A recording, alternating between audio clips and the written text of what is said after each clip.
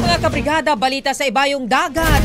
Pinatikos ang naging hakbang ni US President Donald Trump na nagpadala ng 700 US Marines at 4,000 na National Guard troops sa Los Angeles sa gitna naman ng patuloy na protesta laban sa mga immigration raid. Tinawag ng mga opisyal ng California, kabilang sina Governor Gavin Newsom at mga senador ng estado, na unnecessary, illegal at politikal ang naging aksyon ni Trump. Hit nila mapayapa ang karamihan sa mga kilos protesta at hindi kailangang gamitan ng militar.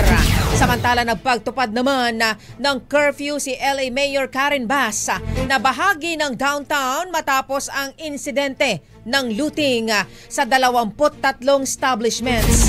Matatandaan kasing umabot sa 177 tao ang inaresto nitong Martes.